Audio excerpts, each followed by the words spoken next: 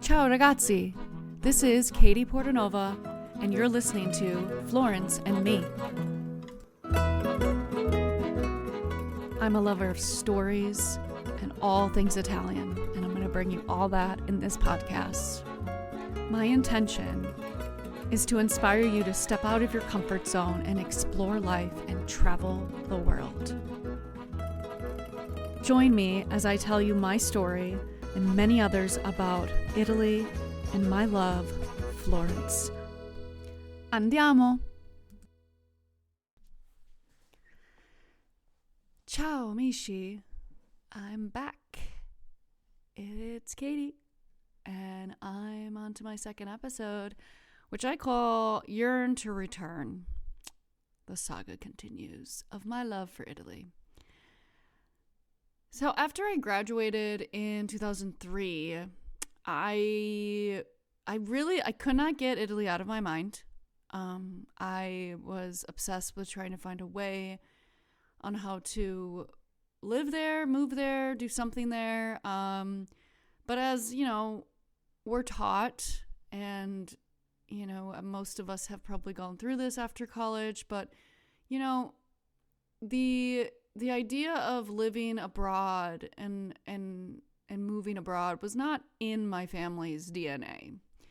My grandmother was born in Emilia-Romagna, the region north of Tuscany, but she hadn't been back in over 50 years. So even her idea of me living abroad was like, why the hell do you want to live there? It's horrible.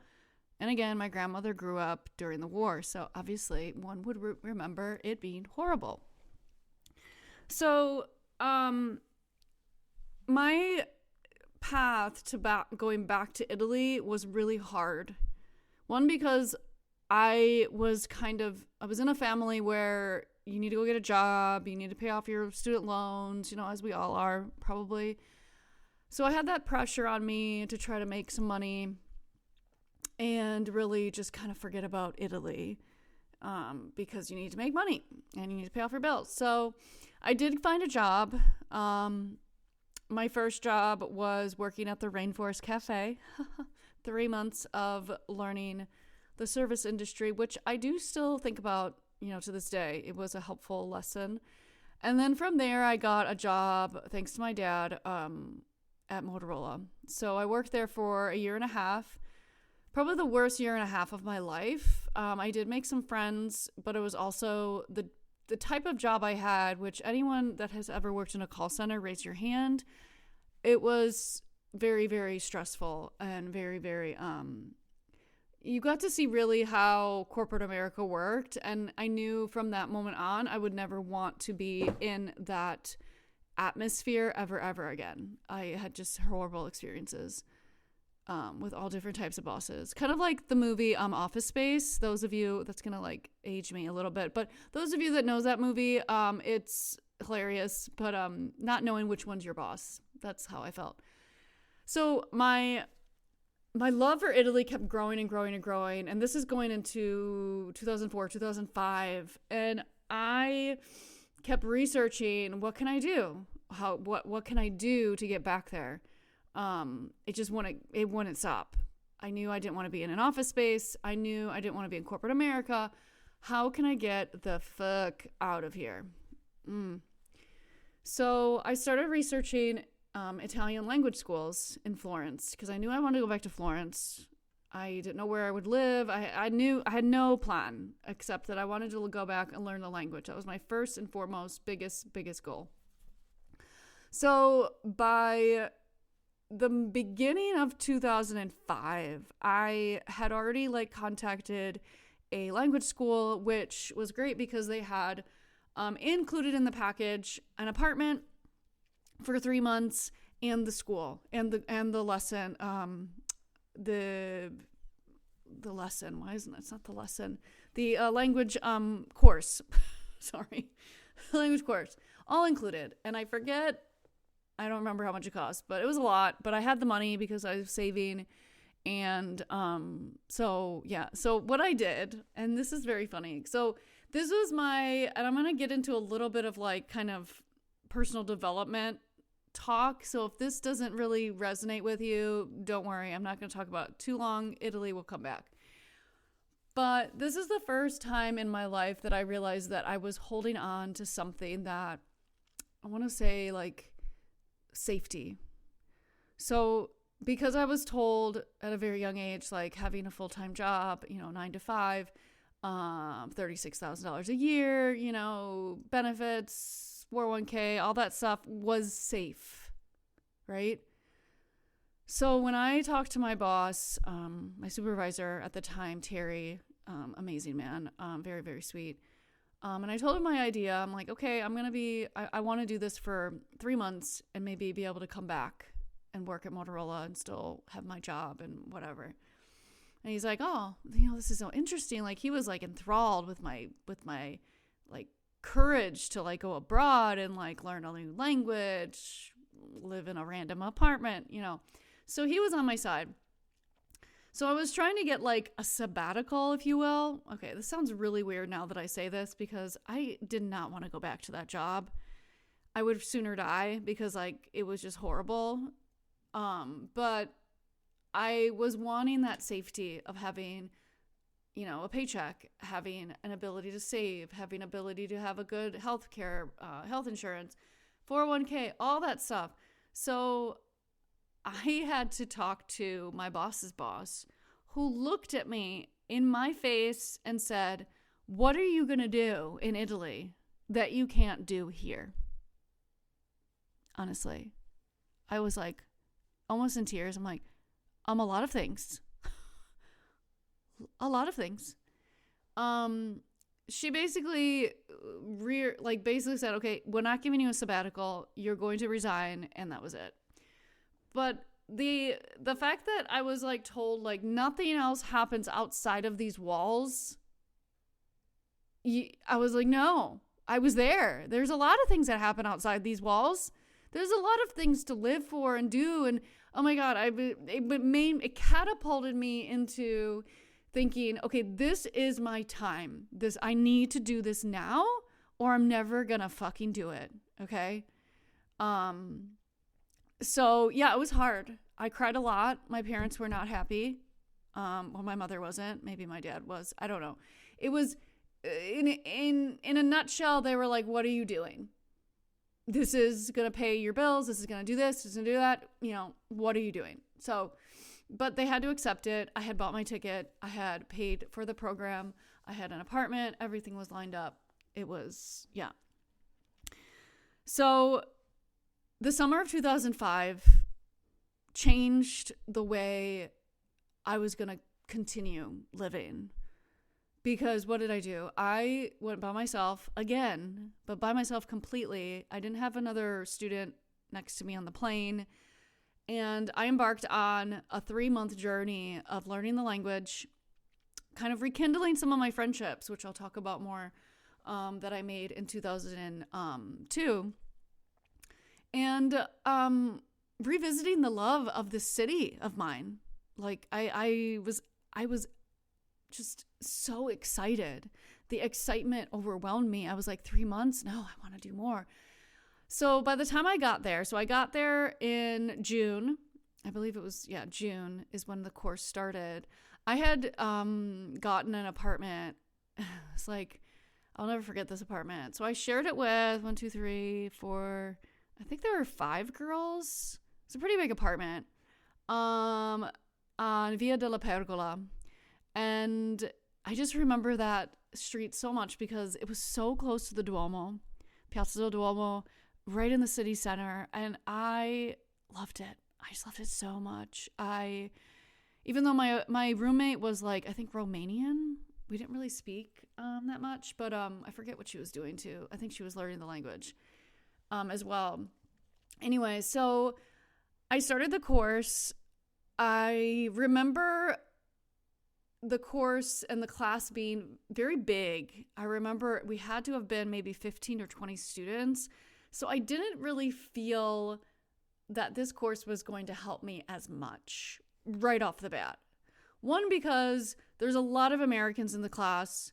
There were a lot of English-speaking people. And it was just... the way it was set up, I just knew I was going to finish it. I did it, but I can't remember right now, after being how many years ago, like, I don't remember anything specific about the school and specific about the class or my teacher. I wasn't really impressed.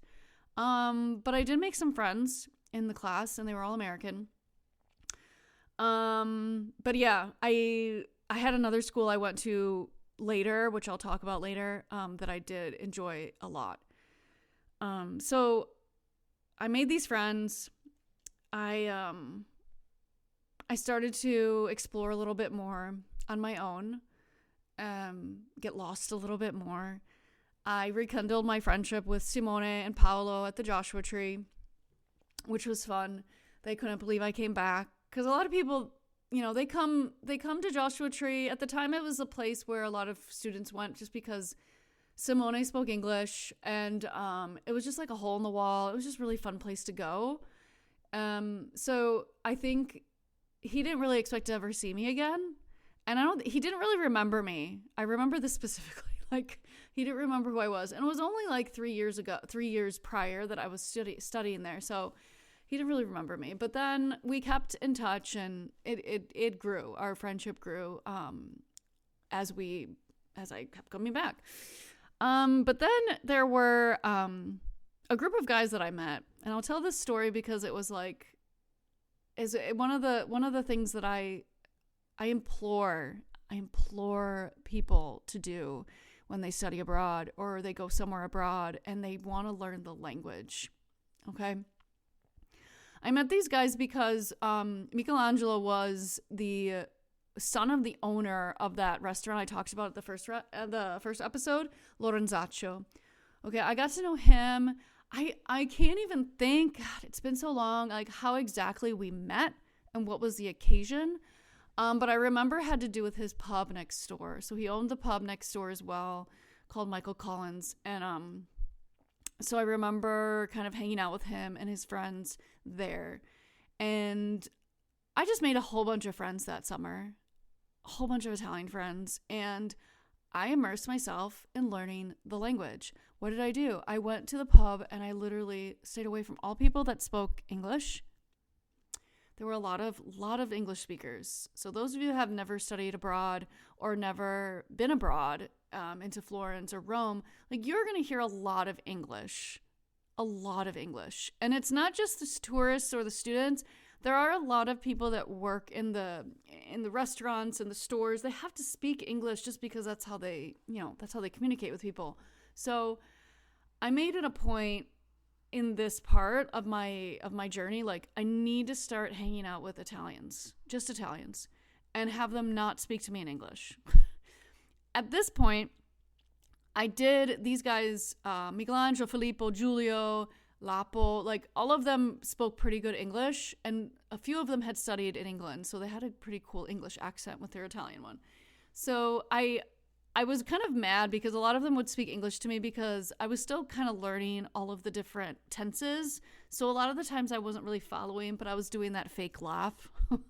Like, oh, I know what you're saying. Oh, like, and they're like, Katie, what did we say? I'm like, I don't know.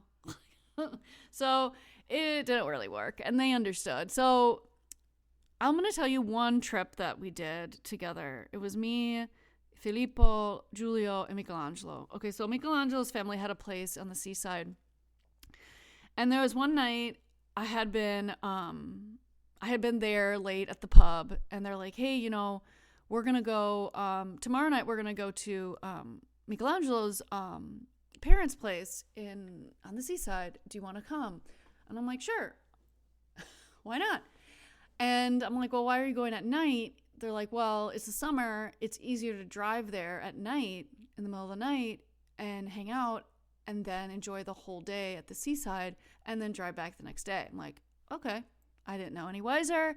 So we did do that. So the next night, I met them at the pub. I had a little bag and stuff, and we drove out to the seaside. Okay, I'm going to paint again this picture. I love painting pictures. So I had never been outside of Florence yet. Apart from when I was a student and we visited places by bus, like, I'd never been to the seaside. Okay. Well, apart from Follonica and Cinque Terre. Okay, sorry. Totally wrong. But I've never been to a different seaside town. Okay. And I'm with Italians. So I'm like, okay, they know where they're going. They don't have to drive. I don't have to drive. I just sit there in the car. Great. So we get to the seaside. It was really late at night. And they gave me my own room, whatever. And I was like, they were all my friends. Like, there was nothing, well, I won't talk about that now. But there wasn't anything going on. So I remember going to the beach with them the next day. I remember that was the first time I tried spaghetti alla vongole, spaghetti with clams. Because Michelangelo was like, Katie, you have to try this. You have to eat. Oh my God. And you have to drink this wine. And there's the wine that I remember. It was called, the name of the wine was Legia. And it was by Donna Fugata. It's a Sicilian white wine with my clams. Oh my God. It was so good.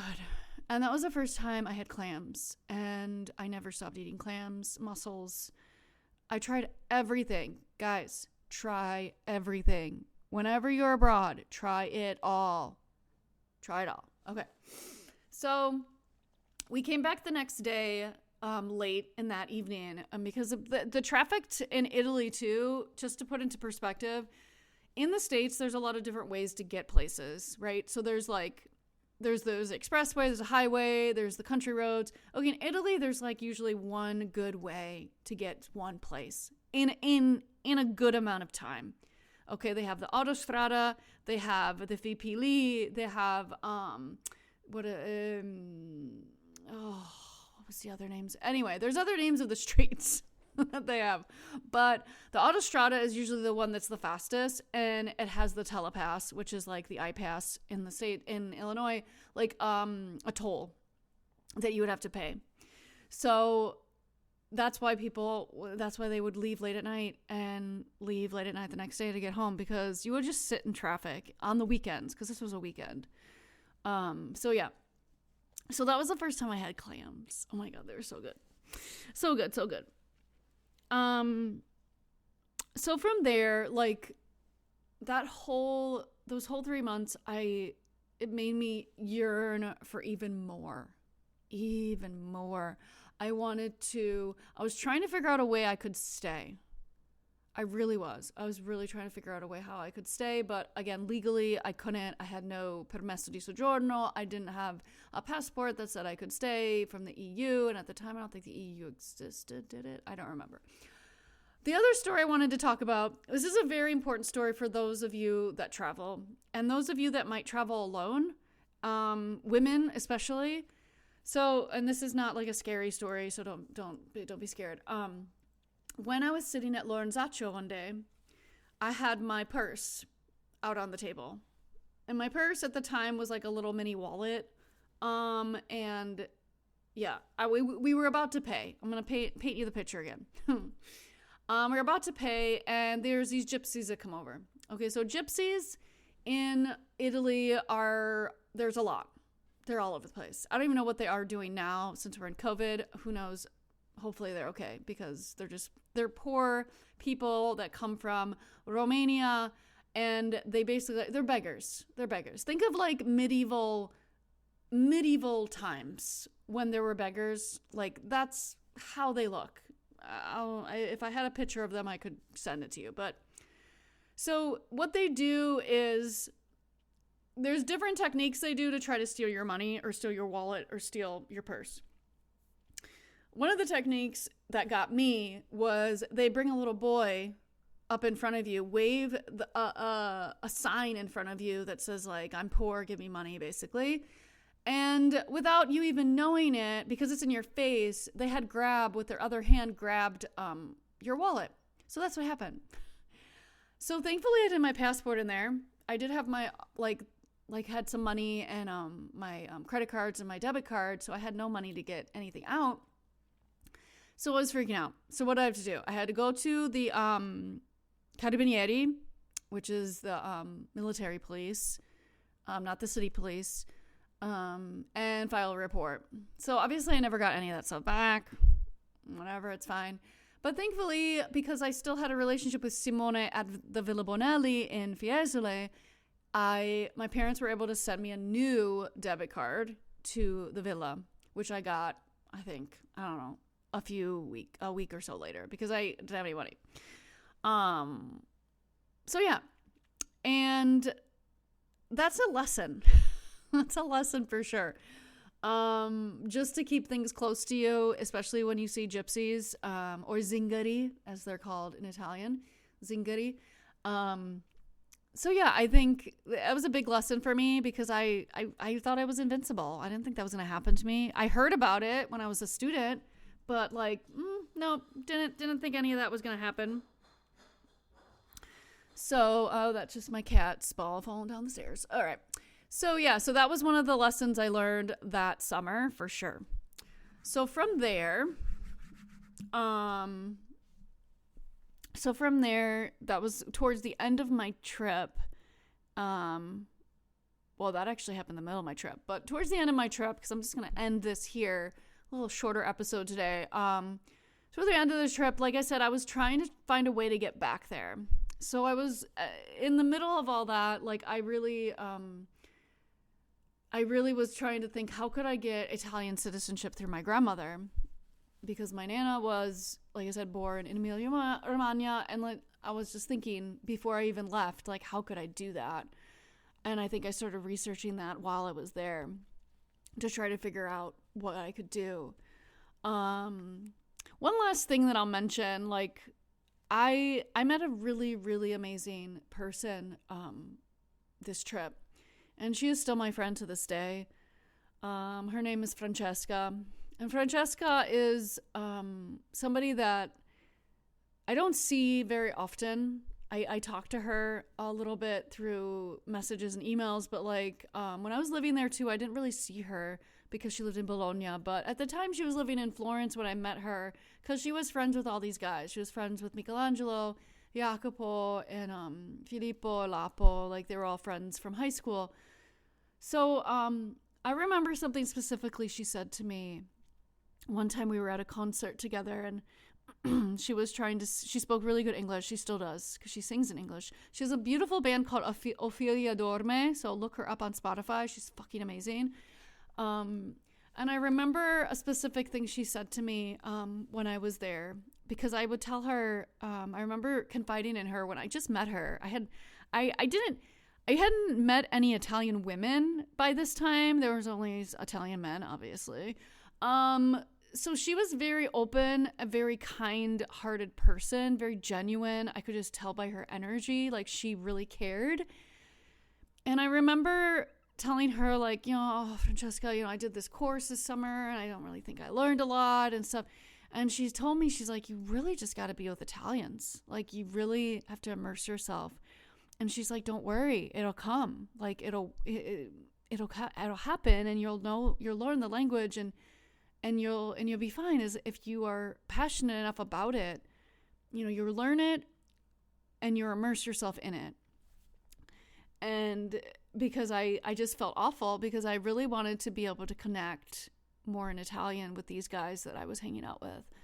And that the last night I was there, I remember getting really sad and crying because I got so close with these guys, and it was only 3 months I was there, and they all were kind of some of them were a little teary-eyed too, just because I was crying, because one of them was very emotional.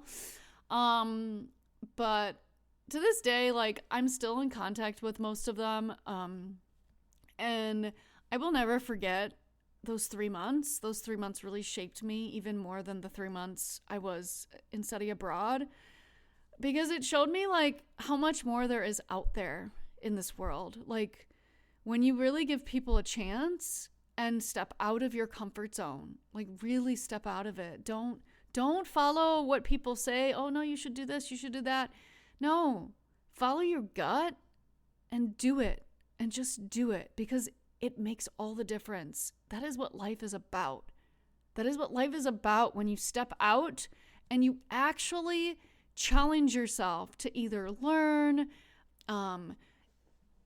speak in a different language, introduce yourself to different people.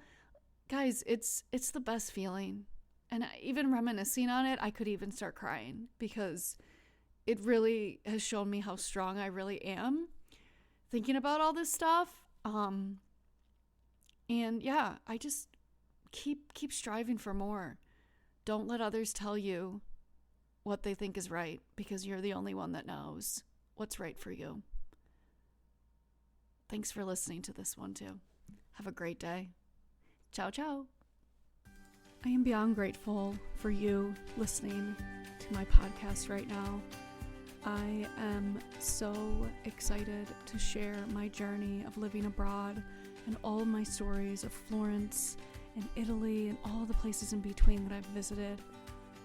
If this has reached you in any way and you would like to continue, please subscribe now. Also, go check out my website, trulyitaly.tours, for all my travel experiences. Ci si vede. Ciao.